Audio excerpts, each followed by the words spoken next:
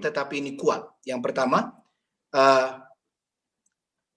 bisa diteruskan. Baik, panggilan Tuhan berarti latihan berulang kali.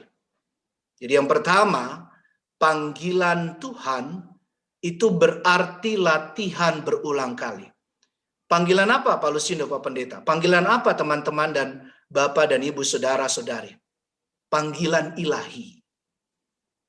Bukan sekedar panggilan duniawi. Jadi memasuki Januari yang sudah lewat, 2021 yang baru.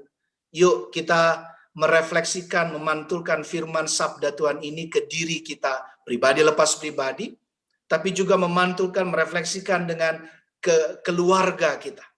Tapi juga khususnya, sekali lagi dan seterusnya, di dalam kebersamaan oikumene kita, dan terlebih sebagai anak-anak Tuhan dalam kerja dan karya di KPK. Ada panggilan yang bukan sekedar sembarang. Bukan panggilan manusiawi bahkan sekedar. Bukan sekedar panggilan duniawi bahkan. Tapi panggilan ilahi. Panggilan itu bukan mungkin kita nggak dengar secara seperti Samuel sekarang ini. Tapi sebetulnya lewat berbagai fenomena, lewat berbagai tanggung jawab kerja kita di KPK, lewat seluruh karya kita di KPK, lewat seluruh pertanggungjawaban kita pada Tuhan dalam tugas dinas kita di KPK sebagai anak-anak Tuhan.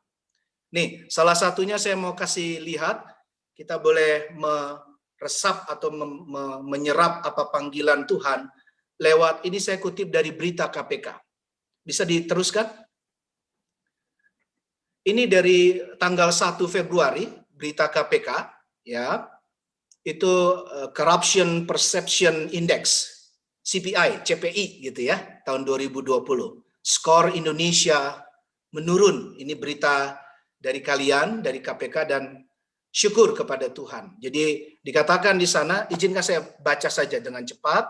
Nanti saya mohon mungkin 2 orang, Bu Gia tunjuk lagi dari antara teman-teman supaya perenungan atau refleksi pembelajaran firman ini lebih seru, lebih kuat, lebih dalam ya.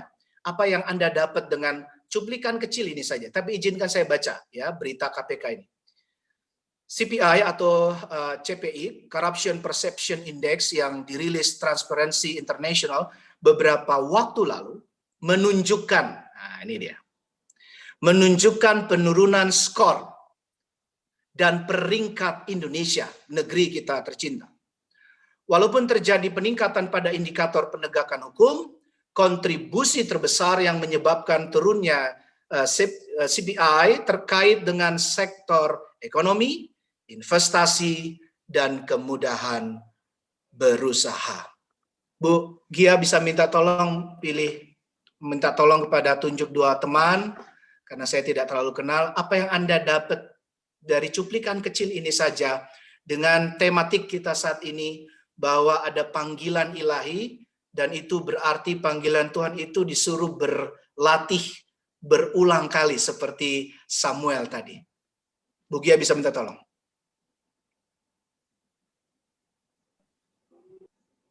Ke Bang Aren, Pak. Boleh. Pak Aren, saya manggilnya Pak Arthur loh. Ya, nggak apa-apa. Kakak Duma, segala Duma. Aduh, ini. Gak apa-apa, gak apa-apa. Kakak Duma, segala Duma. Jangan dia calon pendeta itu. Silakan Pak Aren, Pak Arthur. Iya, kalau ngelihat ini saya melihat sih ada tantangan ya Pak Pendeta, bahwa ya di tengah-tengah panggilan kita untuk bekerja selalu ada tantangan ya.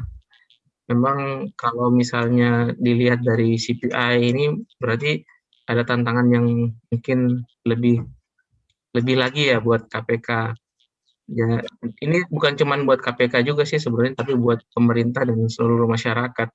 Karena dengan CPI turun berarti banyak ada indikator yang mungkin harus diperbaiki gitu. Nah, saya pikir semua stakeholder gitu ya. Iya, betul. Termasuk juga kaum agamawan juga. Jadi bisa jadi kita harus bersatu lah pada saat ini supaya semua bisa mengetahui sebenarnya korupsi itu bisa membuat segala sesuatunya itu berantakan di negara ini, gitu. Bukan hanya urusan korupsi hanya urusan terkait dengan kerugian negara, tapi korupsi itu sudah menjalar sampai kemana-mana, bahkan di keagamaan pun itu ada seperti itu. Nah, ini menurut saya ini tantangan, dan memang kalau kita pahami mungkin kita dengan kekuatan sendiri nggak bisa mengerjakannya ya. Jadi perlu kita mohon kekuatan Tuhan berikan kemampuan untuk melakukannya. Itu Pak Pendeta. Makasih Pak Pendeta. Dikit tambah dikit Pak Aren, Pak Arthur. Ya. Nah, kalau refleksi lebih tajam ke kita sebagai anak-anak Tuhan, nah gitu ya, di dalam lingkup KPK, ini bagiannya kira-kira apa nih dengan pemaknaan kita hari ini dengan ibadah dan tematik kita? Iya, kan kita dipanggil oleh Tuhan untuk menjadi anak-anak Tuhan, dan salah satu panggilan juga adalah panggilan untuk bisa bekerja. Nah, panggilan Tuhan pada waktu saat ini juga adalah kita bekerja di KPK. Jadi, mari kita sebagai anak-anak Tuhan kita melakukan yang terbaik untuk Tuhan gitu, melalui pekerjaan kita. Itu mungkin yang kita harus tingkatkan. Ya, baik. Ya. Keren. Terima kasih, dan itu pemaknaan yang sangat kuat. Terima kasih Pak Arthur, Pak Aren. Satu lagi Bu Gia, nyun tulung, kira-kira siapa?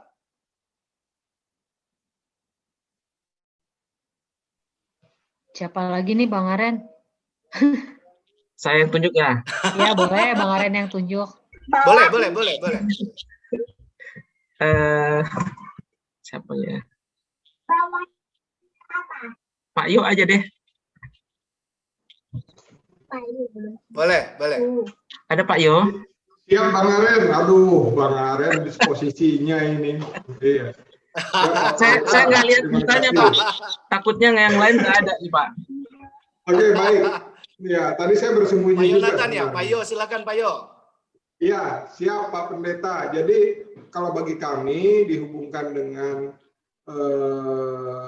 banyak pihak ya. Kalau kami sebagai pegawai KPK tentunya karena dari CPI yang menjadi saat ini ukuran lah, karena seluruh negara ini kan pasti dilakukan pengukurannya ya, mau tidak mau seperti itu. Nah, indikator penegakan hukum mungkin terjadi peningkatan, tapi kontribusi terbesar yang menyebabkan turunnya CPI di sektor ekonomi, investasi, dan kemudahan berusaha.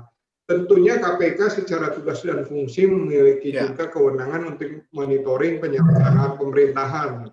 Nah, saya pribadi selaku pegawai KPK, misalnya saya di Sekretariat Jenderal, tentunya mendukung teman-teman di kedeputian lain untuk memperkuat mungkin entah itu kajian ataupun kaitan dengan menambah nilai kekuatan dari itu kajiannya dikaitan dengan sektor ekonomi, investasi, dan kemudahan berusaha. Jadi itu kita memberikan pemikiran terbesar kita gitu, karena segala sesuatu harus dilakukan sebaik mungkin. Ketika kita mengaku sebagai Tuhan, tentunya harus melakukan segala sesuatu dengan baik, dan bahkan kalau bisa kita extra mile, kerja melebihi tugas dan tanggung jawab kita. Mungkin itu Pak Pendeta dari saya setelah disposisi oleh Bang Aren. Terima kasih. Pak Yo, terima kasih. Siap, terima kasih Pak Aren, Pak Yo. Ini perwakilan kita semua, tapi ini kan untuk menjadi refleksi. Terima kasih, harus lebih ekstra katanya dan kerja bareng. Tapi juga memang kita nggak bisa kerja sama sendiri aja tadi. Dan selain kerja bareng, teamwork, tapi juga kerja dengan kekuatan Tuhan. Nah, inilah yang sedang berlaku dalam dialog 3 kali sebetulnya. Dengan orang seringkali kita berhenti antara komunikasi dialog antara Eli dengan Samuel remaja, ya, Samuel dengan Eli Samuel begitu. Tektoknya bukan itu aja rupanya, tetapi tektoknya diantara mereka dengan Tuhan, betul. Jadi komunikasi dengan Allah yang memanggil Samuel, Samuel, KPK, KPK. Dan sekali lagi dari awal saya sudah mengajak kita merefleksikan, silakan ganti nama Anda, misalnya saya Lusindo, Lusindo, Lusindo. Ya, tadi Pak Aran, Pak Aran, atau Pak Yo, dan Bapak Ibu sekalian semua. Jadi ada sebuah ajakan untuk kita masuk, bukan hanya sekedar belajar lebih dalam dan merenungkan, merefleksikan hari ini, tapi juga berbuat. Apa itu? Berkata sama Tuhan seperti Samuel tadi. Diajar oleh Eli memang, tetapi dia berkata, berbicaralah Tuhan. Nah ini dia. Tuhan yang bicara, kita mendengar. Dan kata mendengar sekali lagi bukan hanya dengar aja, tapi mendengarkan. Speak for you is listening. Nah, ini dia. PPT bisa dilanjut. Jadi kata listening, ya, berbicaralah Tuhan, sebab hambamu ini mendengarkan. Jadi ketika Anda melakukan di setiap bagian, tadi sekretaris jenderal, di bagian sekretaris jenderal, divisi-divisi lain, minta maaf saya tidak tahu bagian-bagian Anda, tapi di setiap tanggung jawab yang Tuhan beri kepada saudari, saudara, ibu, bapak, dan teman-teman semua, yuk, biarlah kita makin lebih, ayo Tuhan, berbicaralah. Ini aku hambamu. Nah, ini dia. Luar biasa ya. Apa yang engkau ingini. Nah, kalau ini sudah, maka yang kedua, kita lanjut. Kita bisa akhirnya makin lama, makin bersinar. Nah, ini tadi yang lagu di awal tadi, bagus banget tuh. Saya lupa siapa tadi yang menyanyikan, tapi terima kasih juga. Saya diingatkan lagi dan kita nyanyi sama-sama tadi kan. Bersinar, bersinar. Nah, bersinar selama belum padam. Kalau kita mau pegang untuk refleksi poin madu dari Tuhan, permata dari Tuhan yang indah ini pada saat ini. Sekarang saya mau ajak untuk soal bersinar ini, soal lampu tadi.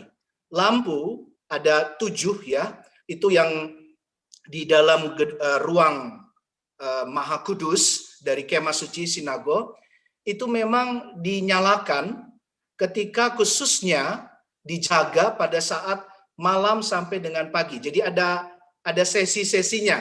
Nah, khusus untuk bacaan kita sebetulnya pada malam. Dan nanti akan padam, dia akan padam kalau menjelang pagi. Nah, itu juga harus dijaga lagi. Minyak zaitun harus disiapkan. Nah, kita baca dulu Imamat 24. Imamat 24 ayat 1 sampai 4. Bu Gia minta tolong sekali lagi, ini terakhir, 1 orang kalau kali ini. 1 orang saja untuk membaca ayat 1 sampai 4 dari Imamat 24. Nindita boleh bantu, Nin?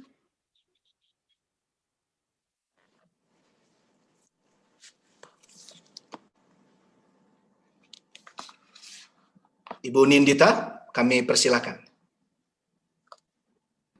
Baik, mohon ditunggu. Imamat 24 ayat 1 hingga 4 ya Pak ya? Ya. Imamat 24 ayat 1 sampai 4, minyak untuk lampu. Tuhan berfirman kepada Musa, perintahkanlah kepada orang Israel supaya mereka membawa kepadamu minyak zaitun tumbuk yang tulen untuk lampu, supaya lampu dapat dipasang dan tetap menyala. Harun harus tetap mengatur lampu-lampu itu di depan tabir yang menutupi tabut hukum. Di dalam kemah pertemuan, dari petang sampai pagi, di hadapan Tuhan. Itulah suatu ketetapan untuk selama-lamanya bagimu turun-temurun. Di atas kandil dari emas murni, haruslah tetap diaturnya lampu-lampu itu di hadapan Tuhan. Ya, Bu Ninita, terima kasih.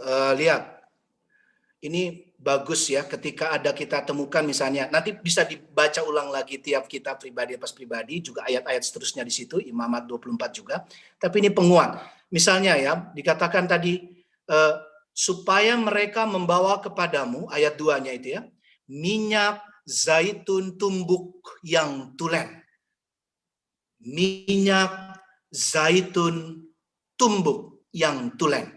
Jadi yang asli, yang ori, ya, yang natural tapi dengan kualitas yang terbaik. Tadi sudah kita maknai dengan apa yang sudah disampaikan oleh dua sahabat kita, ya, dua bapak-bapak. Tapi dengan bacaan Nindita tadi, dan kita baca tadi, yuk bersinar yuk, tulen, ya, tulen. Jadi jangan hari ini A, besok B, ya. Kita menggugah banyak orang, tapi yang paling penting adalah sinar itu harus dari dalamnya kita. Dalam hati, dalam juga rasional kita masing-masing, tapi juga dengan seluruh minyak zaitun tulen itu mengalir, ya. Firman Tuhan itu mengalir lewat kata-kata teman-teman, Bapak, Ibu, dan Saudari. Lewat tangan dan kaki Bapak, Ibu, Saudari. Lewat penindakan, lewat berbagai pengajaran-pengajaran dengan berbagai bentuknya, himbauan, pencegahan, dan semuanya. Sehingga dari yang tulen itulah Tuhan akan memulihkan lebih lagi. Dan panggilan ilahi akan benar jadi nyata. Jadi nanti bisa dimaknai lebih dalam, dan ini gambarnya. Saya kasih lihat dulu gambar. Ini saya temukan di internet. Jadi ketika lanjut, itu di depan tabir katanya, itu harus dijaga. Harus dijaga, nyala itu harus tetap menyala. Jadi kalau konteks bacaan kita Samuel yang malam hari, Samuel, Bapak, Ibu, dan Saudara-saudari, menurut catatan tafsiran Biblika, bertugas untuk menjaga supaya minyak tumbuk zaitun itu terus tersedia. Jadi lampu itu harus menyala. Dan memang ada waktunya untuk padam. Kita tidak tahu umur kita nggak tahu durasi kita tidak tahu kesempatan kita, di mana Tuhan tempatkan, ya. Di Indonesia, di Jakarta, atau di luar Jakarta Tuhan tempatkan, atau bahkan diberi kesempatan di luar negeri, atau kembali lagi ke negeri kita, dan sebagainya, dan seterusnya. Ya, Bapak Ibu, di gereja Anda masing-masing, di komunitas Anda masing-masing, di setiap domisili dimanapun, lokus dimanapun Tuhan taruh Anda, ya, divisi, bagian, tanggung jawab, ayo bersinar. Jangan sampai kehabisan. Kalau di konteks Perjanjian Baru, kita teringat dengan 10 gadis bijaksana, betul? Dan 10 gadis yang bodoh katanya. Ayo jangan jatuh dalam kebodohan. Ayo masuk betul dan terus ada di dalam bijaksananya Tuhan, hikmatnya Tuhan.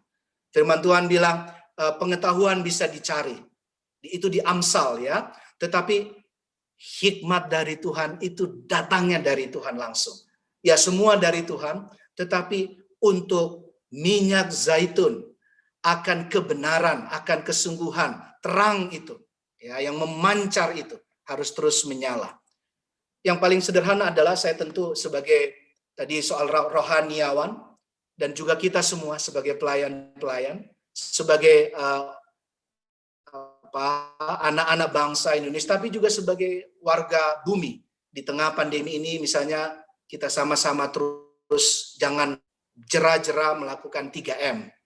Masih ingat 3M? Jangan-jangan sudah mulai lupa atau sudah mulai ada yang jenuh, betul? Atau mulai abai. Jangan abai, ya, jangan lalai, Bapak, Ibu, dan teman-teman di keluarga, di tempat kita boleh berdinas, tugas apapun Anda, di pelayanan juga dalam berbagai bentuk walaupun masih mayoritas online.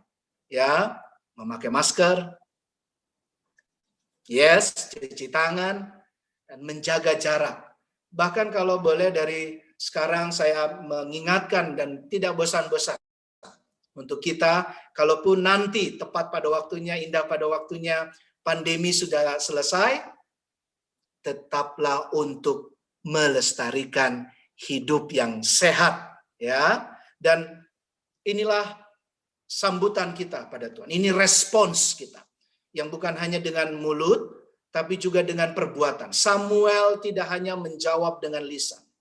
Dia bertumbuh menjadi nabi Tuhan yang luar biasa.